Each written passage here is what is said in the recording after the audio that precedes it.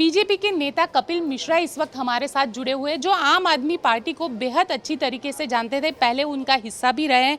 इसी पर बातचीत करने के लिए इस वक्त कपिल मिश्रा जी हमारे साथ मौजूद है, क्योंकि वो गुजरात में भी आए हुए हैं और यहाँ पे इस बार पहली बार मिश्रा जी आम आदमी पार्टी चुनावी मैदान में है। क्या कहेंगे? भी थी, वो अलग बात है। सभी सीटों पे नहीं थी। नोटा से कंपटीशन अच्छा किया था पिछली बार, तो दूसरी बार है मैदान में। क्या कहेंगे, जो इस तरीके से गारंटी पे गारंटी दे रहे हैं, लगातार अरविंद केजरीवाल यहाँ पे आ रहे हैं, बार अभी वापस भी आने वाले हैं। देखिए, मैं ये कहता हूँ कि आप गारंटी उस चीज़ की दीजिए जो चीज़ आपने डिलीवर की हो। जैसे आप यहाँ पे बोल रहे हैं कि हम नौकरी देंगे, तो क्या आपने दिल्ली में नौकरियाँ दी? आपने दिल्ली में नौकरी के बारे में झूठ बोला, 10 लाख नौकरी दी, जबकि सरकार की आरटीआई कह रही है 3241 नौकरियाँ दी हैं।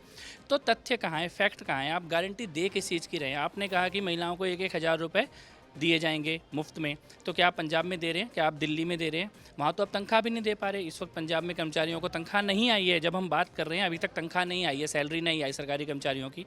दिल्ली में टीचर सैलरी मांग रहे हैं, उनको सैलरी नहीं मिल रही है।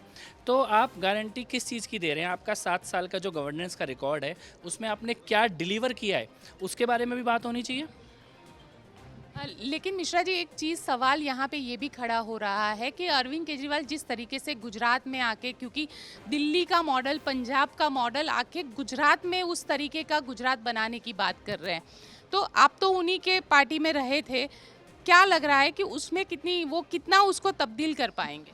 नहीं, देखिए, दिल्ली और पंजाब का मॉडल क्या है, मेरे को हम आज यहाँ पर जो हमने सवाल उठाए हैं वो चर्चा भी यही है कि दिल्ली और पंजाब का मॉडल क्या है विज्ञापन के अलावा, वो उस पर चर्चा होनी चाहिए। क्या दिल्ली में स्कूल बने या पंजाब में स्कूल बने?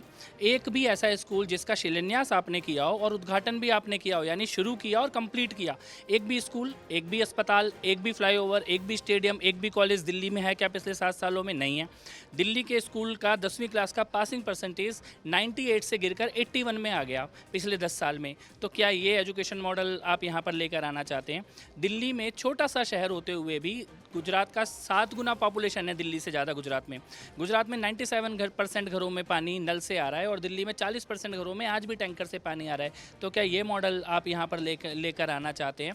या कोरोना में दिल्ली में जो ऑक्सीजन की मारामारी मची और जिस प्रकार से उस वक्त आपने ठेके खोलने शुरू कर दिए मोहल्ला क्लिनिक खोलने की जगह, तो क्या ये मॉडल आप यहाँ पर तो कौन सा मॉडल जिसमें मंत्री शिक्षा मंत्री शराब मंत्री बन जाए, वो मॉडल लेके आना चाह रहे? क्या है वो मॉडल?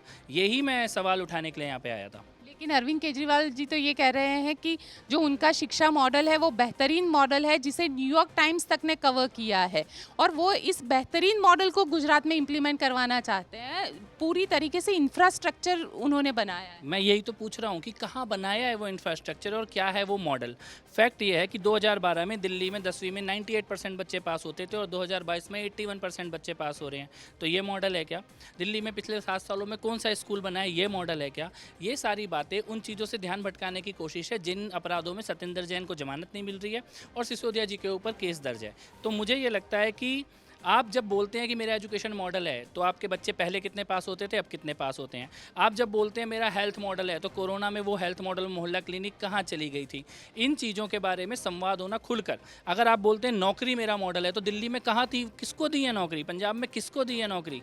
ये सवाल हैं जिनको पूछा जा रहा है। क्यों आज पंजाब में सैलरी देने के लाले पड़ गए, दिल्ली में सैलरी देने के लाले पड़ गए? लेकिन वो कह रहे हैं कि बिजली तो हमने फ्री कर दी। अभी अभी राघव चड्ढा ने ट्वीट किया था और कहा कि देखिए पंजाब में भी बिजली फ्री हो गई। मैं ये पूछना चाहता हूँ कि बिजली कंपनियों के भ्रष्टाचार के ऊपर क्या कार्रवाई हुई है पिछले 10 साल में, जिन बिजली कंपनियों से लड़ते हुए आप आए थे?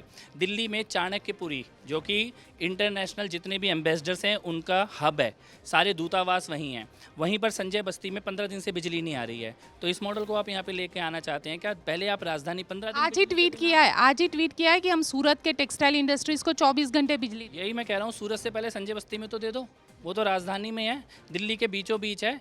दिल्ली के दिल की धड़कन चाणक्यपुरी, जहाँ सारे दुनिया के दूतावास बने हुए हैं, वहाँ 15 दिन से बिजली नहीं आ रही है। तो आप सूरत में बिजली देने से पहले संजय बस्ती में बिजली दीजिए। वहाँ पर हजारों बिना बिजली का, आप कल्पना कर सकते हैं 15 दिन आप बिना बिजली के रह सकते हैं? आपको नहीं रहना पड़ा होगा क्योंकि आप यहाँ पर हैं। दिल्ली में 15 दिन हजारों परिवार 15 दिन से बिना बिजली के आज रह रहे हैं, आज की तारीख में। आप अभी अपना रिपोर्टर भेज के देख सकते हैं। तो कहाँ है वो मॉडल जिसकी बात हो रही है? लेकिन एक चीज़ ये भी समझना चाहते हैं कि लगातार देखिए वहाँ पे सीबीआई ने शोकॉज नोटिस जारी किया, उन लुकआउट नोटिस जारी किया मनीष सिसोदिया जी के खिलाफ और प्रेस कॉन्फ्रेंस गुजरात में आके की। क्या लगता है कि गुजरात के वोटर्स को लुभाने के लिए ये सारी चीज़ें की जा रही है? देखिए दो चीज़ों की कोशिश है। पत्थर गुजरात पे मारो, निशाना मोदी जी पे लगाओ और दुश्मनी भारत से निभाओ। तो इस वक्त ग्लोबल स्टेज पर यहाँ वो चुनाव जीतने के लिए नहीं आ रहे हैं, यहाँ पर वो केवल गुजरात को और मोदी जी को बदनाम करने के लिए आ रहे हैं। चुनाव जीतने की ना उनकी यहाँ पर इस वक्त पोजीशन है ग्राउंड पे, ना उनकी वो इंटेंशन है। आपको इंटेंशन समझनी होगी केजरीवाल और मनीष सिसोदिया गुजरात क्यों आ रहे हैं। पत्थर गुजरात पर, निशाना मोदी जी पर और दुश्मनी भारत से। ग्लोबल जो भारत की आज सिचुएशन है, भारत की आर्थिक जो स्थिति है, कोरोना काल के बाद जिस प्रकार भारत खड़ा हुआ है पूरी दुनिया में एक रोल मॉडल के रूप में, इसको चोट पहुंचाने के लिए जितनी भी भारत द्रोही शक्तियां हैं वो सारी यहीं पर ही आएंगी और कैंपेन चलाएंगी। ये केवल उसका कैंपेन है, ये चुनावी कैंपेन नहीं है, पॉलिटिकल कैंपेन नहीं है। ये गुजरात को, मोदी जी को और अल्टीमेटली भारत को हिट करने के लिए कैंपेन चलाया जा रहा है। लेकिन मनीष सिसोदिया और दूसरे आम आदमी पार्टी के नेता तो कह रहे हैं कि अरविंद केजरीवाल एक अच्छे प्रधानमंत्री भी बन सकते हैं। देखिए अगर तिहाड़ के कैदियों के बीच में कोई चुनाव होगा तो मनीष सिसोदिया और केजरीवाल उसको जीत पाएंगे, क्योंकि वो रहेंगे ही वहीं आने वाले टाइम में।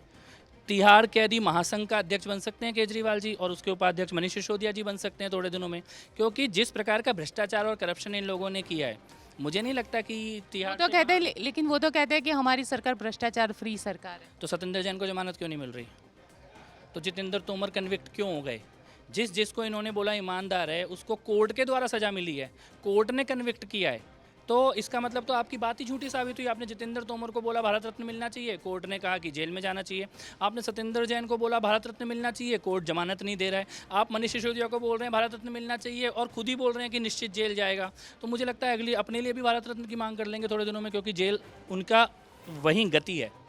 लेकिन जिस तरीके से गुजरात के अंदर वो गारंटी पे गारंटी दे रहे हैं, कहीं ना कहीं आम आदमी पार्टी ये कह रही है कि बीजेपी नहीं चाहती है कि गुजरात में वो लोग आए और इसलिए उनके खिलाफ इस तरीके की कार्यवाही की जा रही है। किसी गंजे से बाल उगाने का तेल खरीदोगे आप?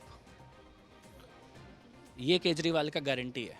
गंजा कंगी बेच रहा है, गंजा बाल उगाने का तेल बेचने निकला हुआ है और बोल रहा है ये तेल लगाओगे तो लंबे लंबे बाल हो जाएंगे। तो भाई अपने उगा ले। दिल्ली में नौकरियां कहाँ हैं? 3,241 नौकरियां पिछले 7 सालों में, और आप गुजरात में कह रहे हो सबको नौकरी दे दूंगा। पंजाब में तनख्वाह नहीं दे पा रहे, गुजरात में कह रहे हैं 1,000 रुपये दे दूंगा। तो मेरे को नहीं लगता कि गंजे से बाल उगाने का तेल, और वो भी गारंटी के साथ, यहाँ तो हीरे को पहचानने वाले लोग रहते हैं, यहाँ नहीं बिकने वाला। चलिए, ये थे कपिल मिश्रा जी, जिनका कहना है कि यहाँ पे हीरे पहचानने वाले लोग हैं और गुजराती लोग हमेशा हीरो को पहचानते हैं। कैमरामैन उज्जवल ओझा के साथ गोपी घांगर, अहमदाबाद।